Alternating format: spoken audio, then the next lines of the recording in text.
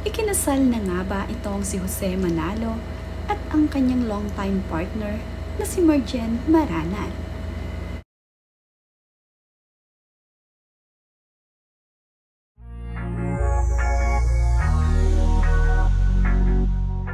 Sa latest upload nga ng partner ni Jose Manalo na si Marjen Maranan ay nagbahagi ito ng mga larawan na kuha sa naganap na prenup shoot.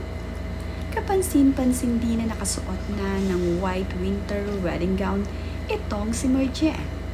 Mayroon din silang kuha ni Jose Manalo na tila nga ba naikasal na itong si Marjen at Jose Manalo sa ibang bansa.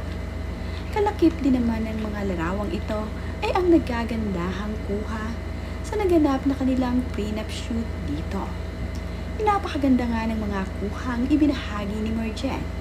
Nagagandahang mga larawan at sweet na sweet ang kanilang mga kuha dito. Maganda din ang lugar kung saan sila nag-photoshoot.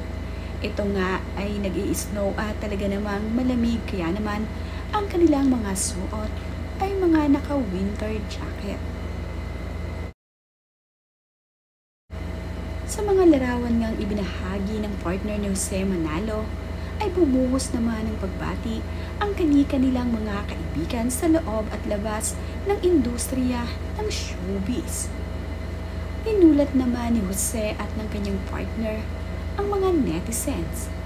Nang mag-propose kasi itong si Jose Manalo ay noon pa palang February 2024. Ngayon nga lamang ibinahagi ang mga larawan nila. At ngayong ding araw, ibinahagi ng partner ni Jose Manalo na si Marjen ang ilang mga larawan ng kanilang prenup shoot sa ibang bansa. Hindi nga rin malaman kung kasal na nga itong si Jose Manalo. Pero sa larawan ngang makikita sa kanila ay tila ikinasal na itong si Marjen at Jose Manalo. Dahil nga sa nakasuot na ng white winter gown itong si Marjen at mayroon pa nga siyang bouquet of flowers.